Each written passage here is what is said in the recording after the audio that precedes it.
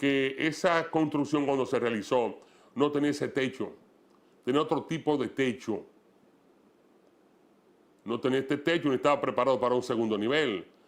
Ese techo se estableció y ese segundo nivel, donde pusieron toda esa carga, se estableció cuando este cine, que era un cine al aire libre, cuando decidieron convertirlo en una discoteca.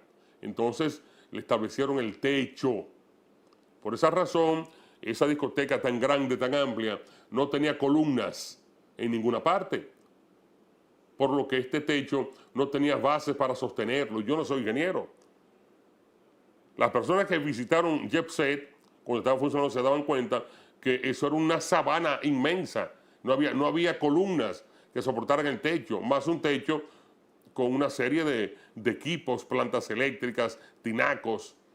De modo que yo no creo mucho en esto que dice este ingeniero, porque dice que el peso que existía encima del techo eran 11,000 y pico de libras. Eso es mentira. ¿Cuánto pesa un tinaco de agua? ¿Cuánto pesa una planta eléctrica? Entonces, esta declaración amañada, no creíble, quise compartirla con ustedes. Están los detalles ahí en el diario digital dominicano.com. Hace un análisis sobre el peso de los equipos. Dice que el techo podía soportar. Dice este ingeniero que podía soportarlo, no lo soportó. Si no fue causado el desplome de la discoteca Jet Set por el peso que estaba en el techo, entonces es mucho peor.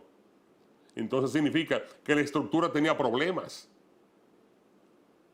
La versión más socorrida que existía era que el techo estaba sobrecargado y que por esa razón se desplomó.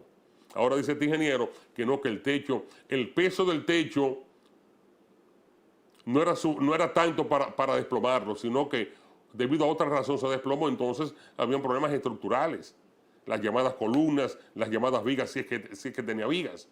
Eso debe continuar investigándose, pero sobre todo yo creo que es necesario que el Ministerio Público actúe.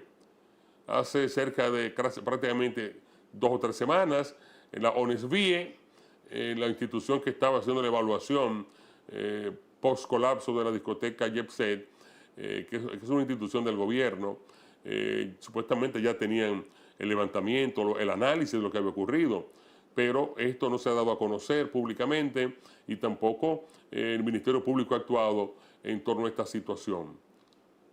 Por lo pronto tenemos 179 niños huérfanos, 179 niños huérfanos y más de 236 fallecidos, y el Ministerio Público no ha dicho nada.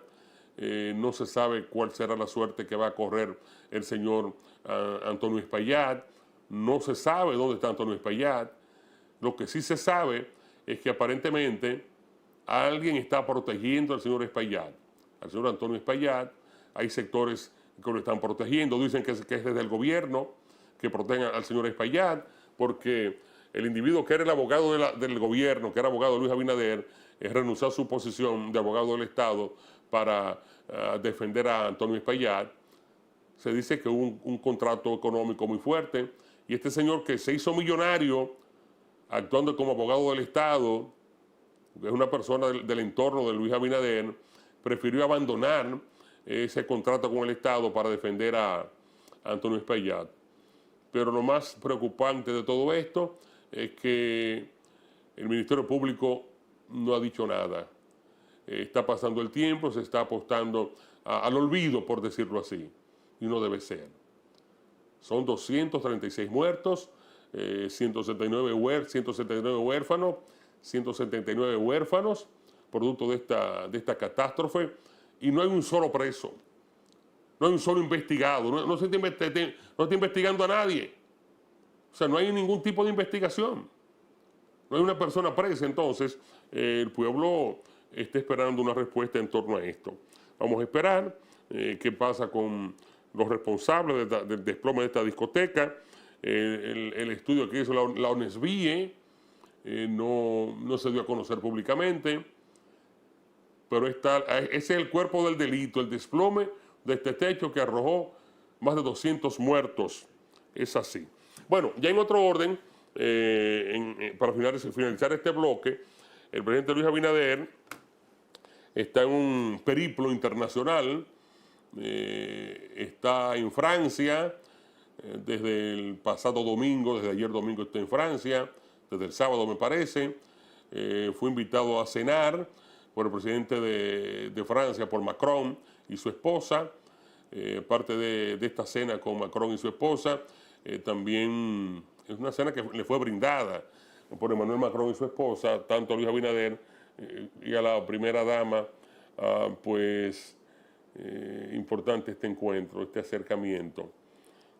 También se reunió con el presidente de Cisjordania, el rey de Jordania, se reunió Luis Abinader, y desde Francia va hacia Ginebra a continuar con sus reuniones como gobernante, y también va para Brasil.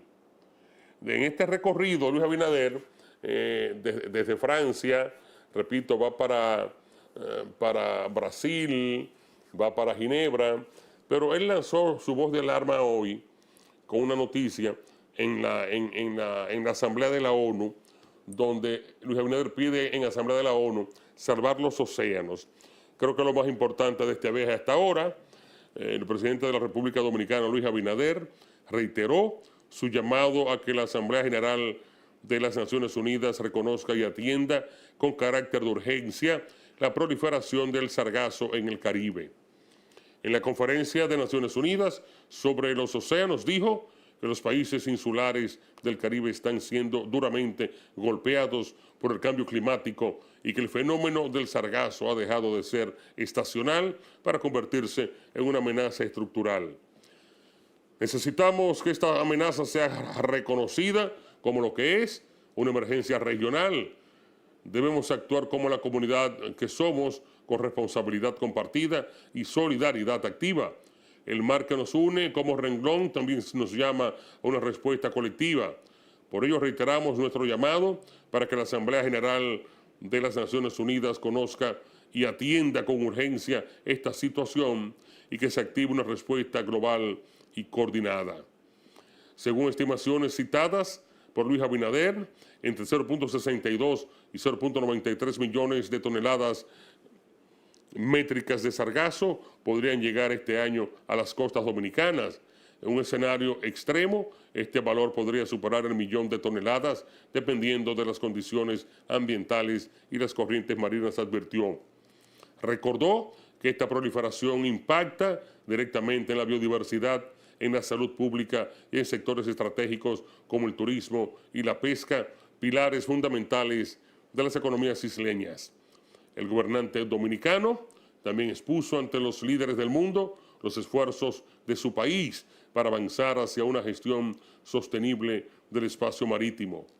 Entre las principales acciones destacó que la República Dominicana ya ha protegido el 30% de su territorio marino, alcanzando una meta clave del marco global para la diversidad ecobiológica de Kunming-Montreal. Además, anunció que el país está desarrollando una estrategia marítima nacional, una herramienta integral que guiará la protección y el aprovechamiento sostenible de sus aguas y promoviendo una plataforma nacional de datos oceanográficos de acceso libre que ya se utilizan por pescadores, investigadores, agencias estatales y operadores turísticos. Interesante este planteamiento del presidente dominicano Luis Abinader en la Asamblea de la ONU. Repito, de España va para Ginebra, de Ginebra va a Brasil, y esperamos que este periplo que está desarrollando Luis Abinader por diferentes países, pues de una forma u otra le convenga a la República Dominicana, y naturalmente se continúa poniendo en la vista pública